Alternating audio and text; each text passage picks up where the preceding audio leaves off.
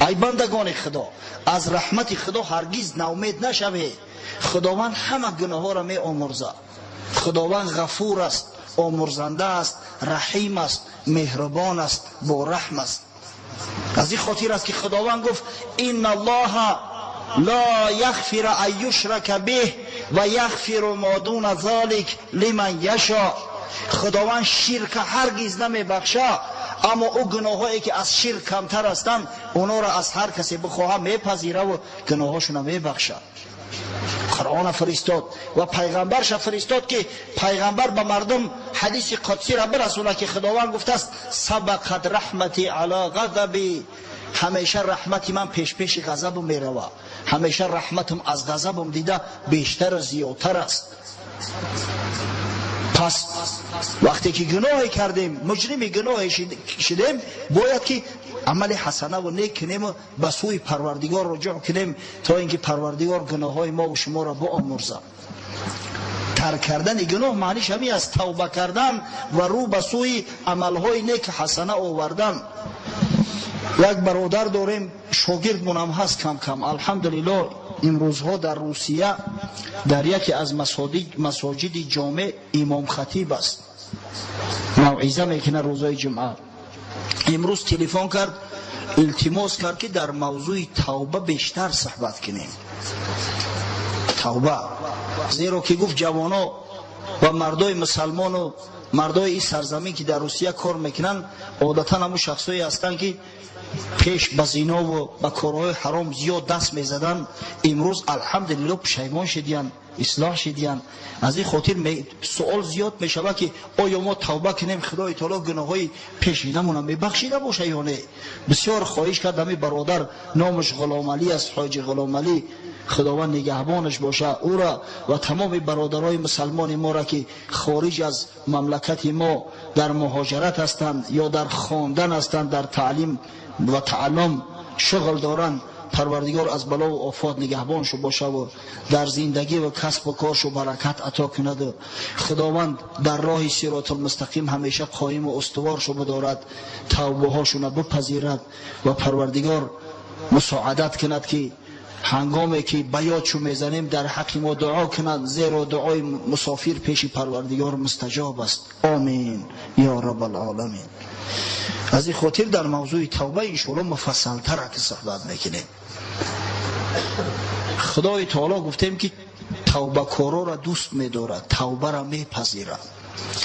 امام ترمذی در جامع السنن خود به اسناد حسن و نیز امام ابن ماجه در سننش به اسنادی که امام بصیری در زوائدش حسنش گفته است روایت میکنند از حضرت ابو هریره رضی الله عنه راوی امت که خبری پیغمبر صلی الله علیه و سلم را برای ما و شما امتان آن حضرت رسانده است.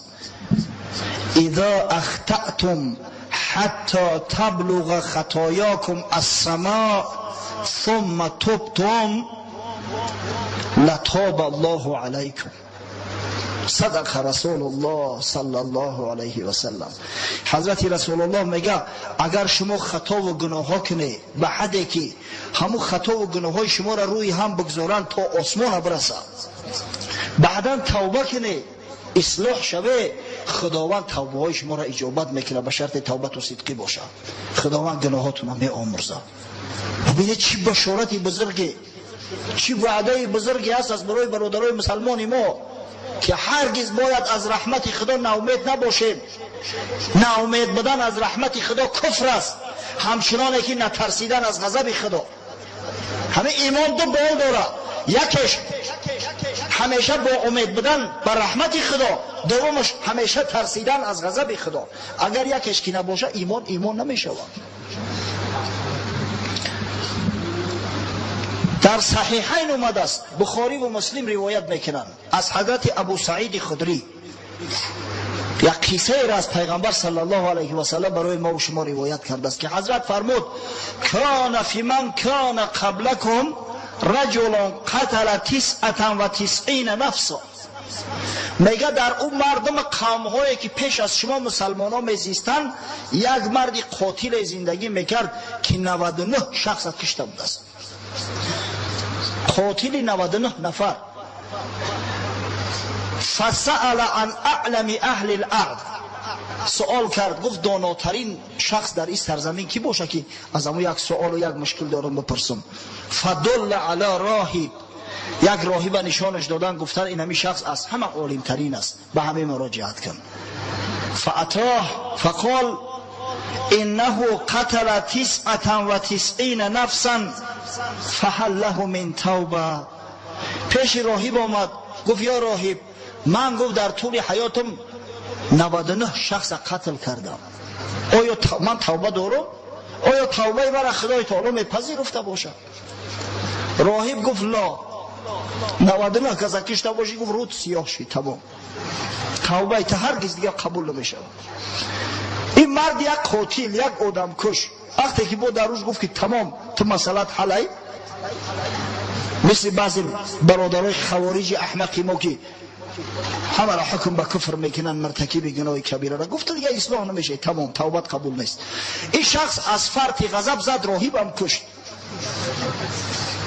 فکمل به 100، تا اینکه شماره کشته شده هاش به 100 تا رسید، 100 تای پره شد. گفت پیغمبر ثم سأل عن اعلم اهل الارض، بس سوال کرد که اگه کیای دیگه دانو، یگون دانای دیگه را نشانم بده. فدل علی رجل عالم، دلالتش کردن، گفتن پیش فلان شخص برای بسیار شخص عالم دانشمند است. نزدش آمد، قال انه قتل 100 نفس فهل له من توبه. آمد گفت برادر، من 100 شخص کشتگیم، آیا من توبه دارم؟ توبه کردم، خداوند توبه ما اجابت میکنه؟ این مرد گفت نعم. و من یحول بینه و بین توبه، من گفت حتی همون شخصایی را که حجاب میشوم بین تو و بین توبه میدونم، در این ملک تو زندگی نکن. انطلق الى ارض کذا و کذا فان بها اناسا یعبدون الله. گفت به فلان سرزمین، به فلان مملکت سفر کرد. این مملکتی که تو زندگی میکنی همش قاتل هستن، احمق هستن، فساد و زیناکار.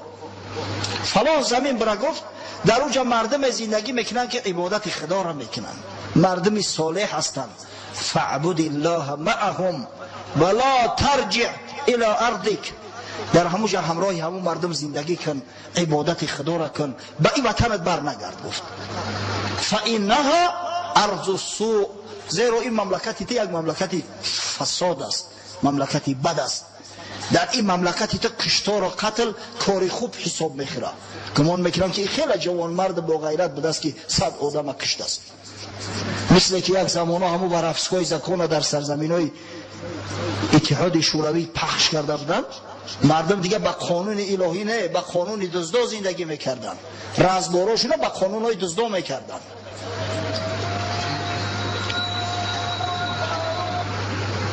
پس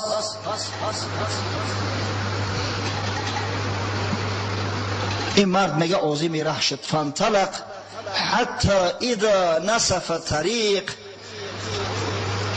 ادرکه الموت، روانه شد، در راه میرفت، نصف راه نو طی کرده بود بیچاره که اجلش رسید.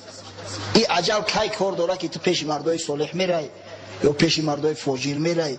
خدای تعالی و اجل مقدر کرده، ساعتش که اومد تمام، در راه مرگ دریافتش، ملک الموت اومد جانش قبض کرد، در همون بین راه افتیده مرد، به مکانشون رسیده.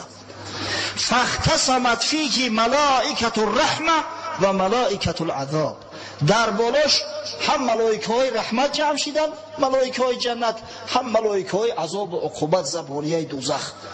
در بالاش بعد دعوا سر شد، ایناش میگن که مال ما های، اوناش میگن نه ای ما های.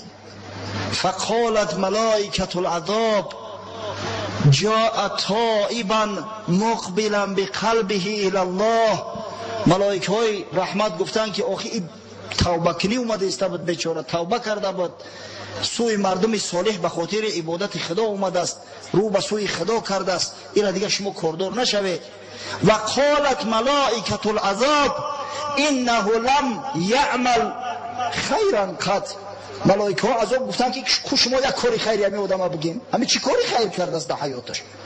این بدگهر 100 کس کشته است، یگان کاری نکردگی نیست، این مال ما است، به دوزخ میبریمش. فاتاهم ملک فی صورت آدمی، به امر پروردگار یک ملائکه به شکل صورت آدمی ها نزد شو اومد که نشناختنش. ملائکه است، خدای تعالی امرش کرد صورت آدمی گرفت پیشون اومد. فجعلوه بینهم، گرفتن در بینشون حکم تعیینش کردن، گفتن همین آدمی است، همین چی حکم میکنه، حکم امیر قبول میکنه. ببینید که رحمت خدا را ببینید که چی مقداره. فجعلوه بینهم، در بین نگه حکم تعیینش کردن.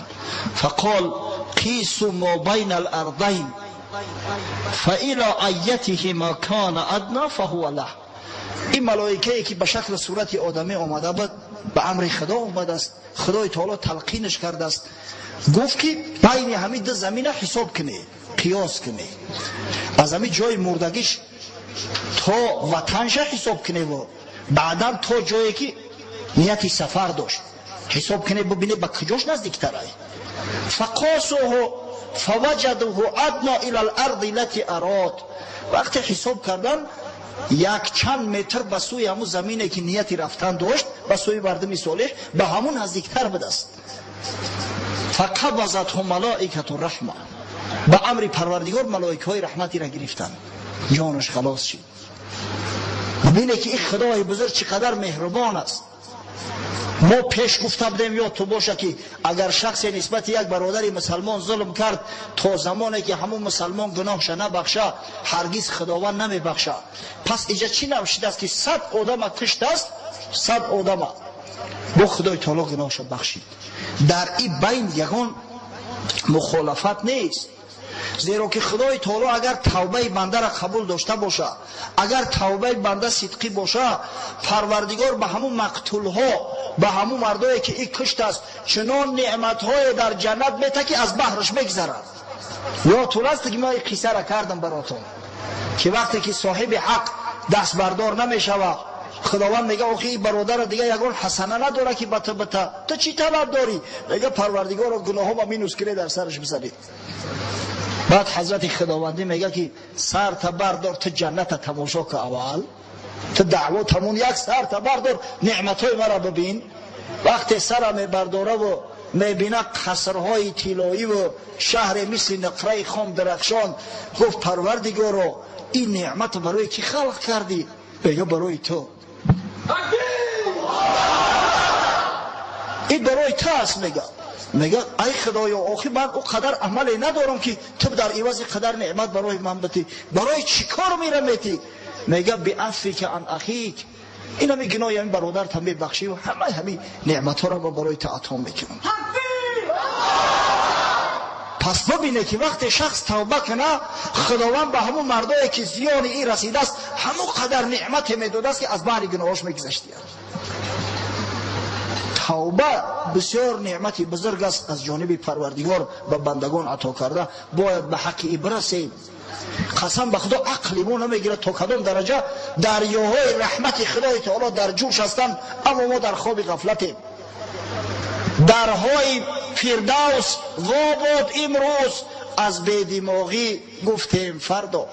درهای جنت خدا و درهای رحمت همه هوی است.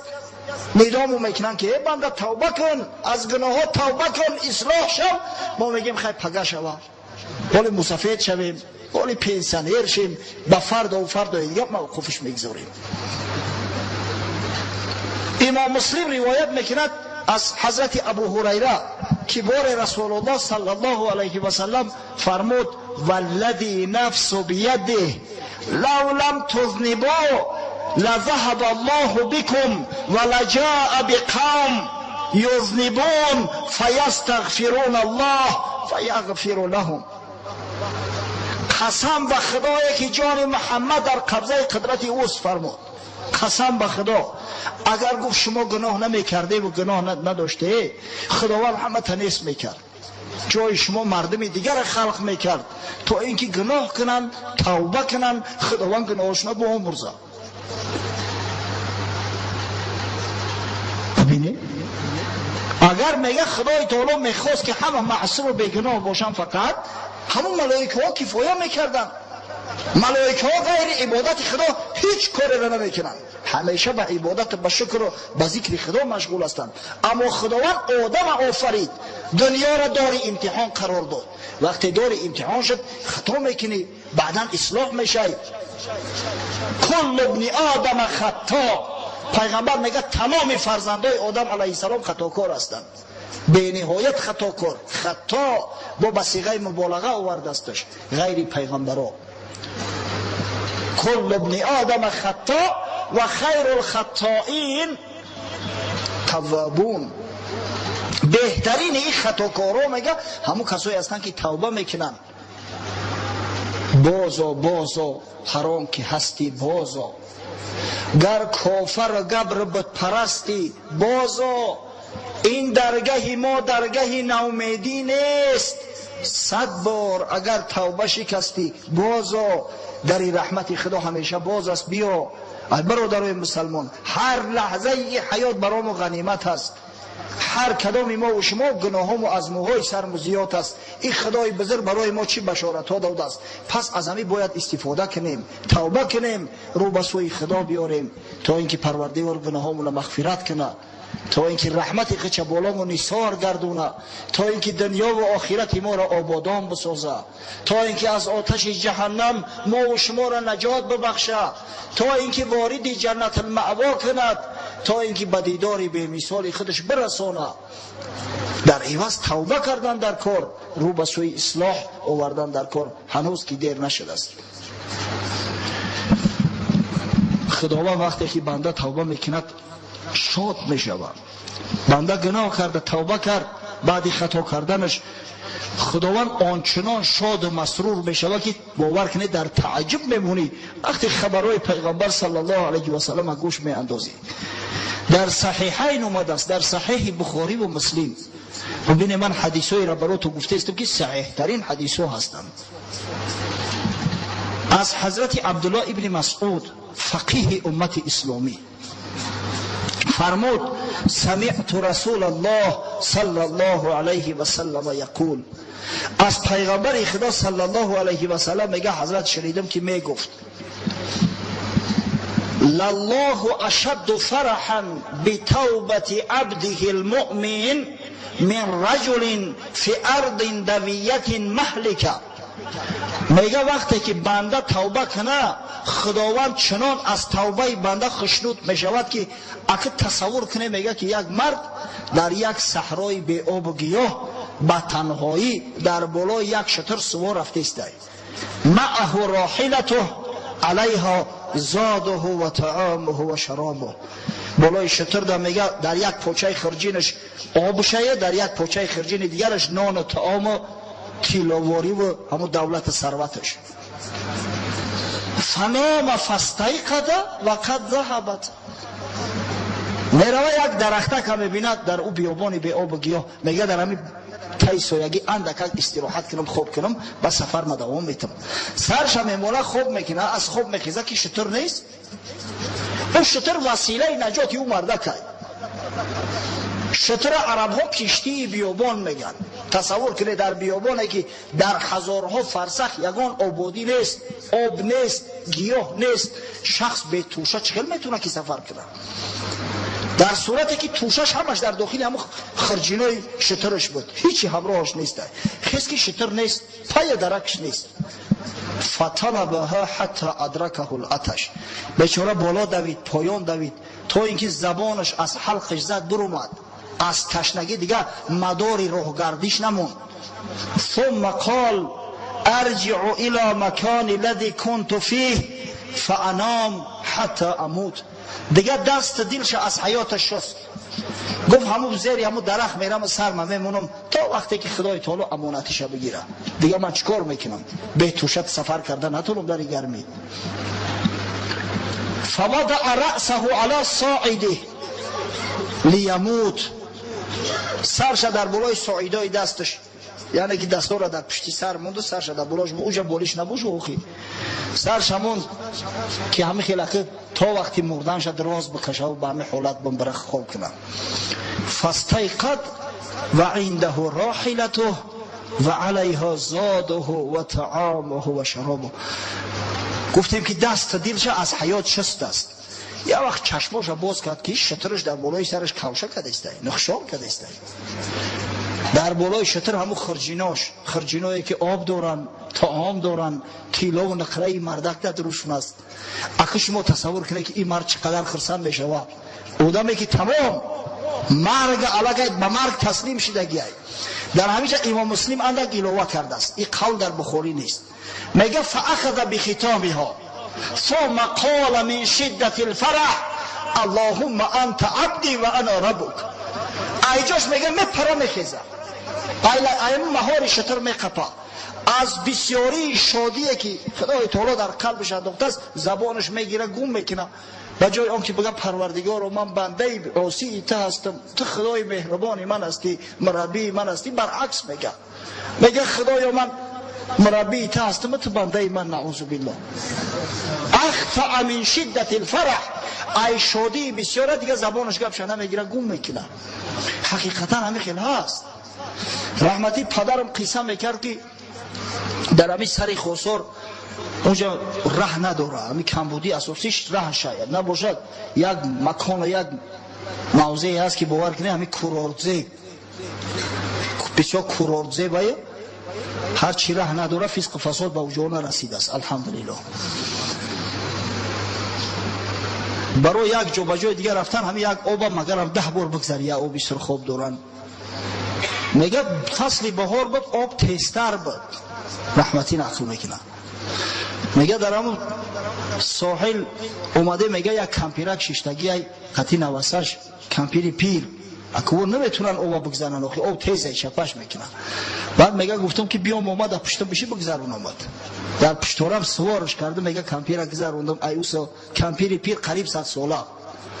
بعد اتا دعا میتم خداوند جوان مرگت بکشه در محتمکت بشینم. بعد میگن واسهش گفت که آخه محمد تو چی گفت استی تراب او گذارو دعاش ای خاک در دهنو به چی گفتم. کمپیر دیگه عقلش گم کرده است، فراموش خاطر شده است، نمیتونه چی بگه. ای شادی رو ببینه همین مردم ببینه اگر در حالتی عقلش در جا بودنش میگفت کافر میشید. نعوذ بالله. کسی بگه پروردگار رو نعوذ بالله تو بنده من هستی کافر میشود. اما از شدت خرسندی را زبانش دیگه گپ شنه گرفت، از شادی را گفت خداوند این را میبگذره. ما زبان را ننگریم و قال را، ما درون را بنگریم و حال را. انا بعدا در صحیحین در هر دو اومده است، هم در صحیح بخاری و مسلم که فالله اشد فرحا بتوبه العبد المؤمن من هذا براحلته و زاده و طعامه. خداوند میگه به توبه بنده مؤمن از همین مرد دیده خشنودتر میشود. شما که تصور کنید پروردگار بی‌نیازه که نه احتیاج به توبه ما داره، نه احتیاج به نماز ما داره، نه احتیاج به روزه و زکات ما داره، پروا نداره. اما ببینه که ما از توبه ما خشنود میشود، از یک ما اصلاح میشیم خدای بزرگ خشنود میشید است. پس باید ما کوشش کنیم خشنودی رحمت پروردگار را همیشه به دست بیاریم، همیشه کوشا باشیم. گر برانی به گناهان قبیح هم زیدری خیش، هم به درگاه تو آیم که لطیفی و خبیری. دست بر دامن عفوت زنم و باک ندارم که کریمی و غفوری و رحیمی و حلیمی. اینه که خدای بزرگ داریم. شخصی که ایخیل خدای مهربان داره خشو به حالش هرگز دیر نمیشه. باید که توبه کنیم برادرای عزیز، اصلاح طلب کنیم از این خدای بزرگ، زیرا این خدای مهربانی ما به نهایت توبه پذیر است، نسبت بنده ها بسیار مهربان است.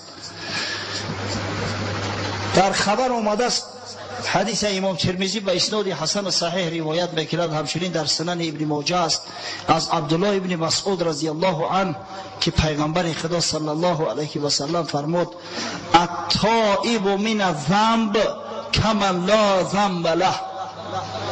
توبه کننده از گناه مثل شخصی است که اصلا گناه نداره. شما میفهمید؟ شخصی که صدقاً توبه میکنه گویا گناه نداره، زیرا خدای تعالی گناههای مردک محو میکنه.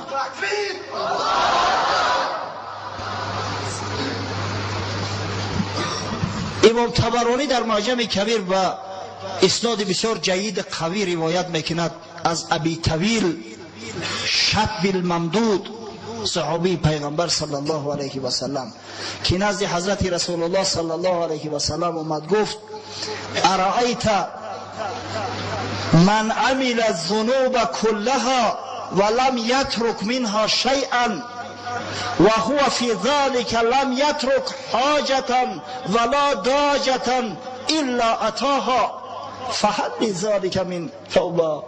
گفت یا رسول الله ببین گفت یک شخصی که از هیچ نمود گناه ها رو نتافته است، همه گناه ها کرده است، روش سیاهی به همه معصیت ها آلوده است، در برابر این هیچ خواهش نفسانیش ترک نکرده، هر چی که دلش میکشید انجام میداد. همه آدم فاسق فاجر آیا توبه داره؟ آیا خدای تعالی گناه همین مرد که میبخشه؟ پیغمبر صلی الله علیه و سلم فهمید که مرد در باره خودش گفته است زمان جاهلیت پیش از اسلامیش گفت فهل اسلمت؟ یا ابو طویل گفت بسیار قدش بلند به دست مرد. ابو طویل یعنی پدری در روزی، عربا خیلی فعل دارن، وقتی که مثلا با یک کس کنیه میمونن همو بعضا میبینن شکل صورت ظاهریش هم میبینن، صفتاش هم میبینن، به همو کنیهش هم میتن. گفت آیا اسلام آوردی، مسلمان شدی؟ گفت فاما انا فاشهد ان لا اله الا الله و انک رسول الله.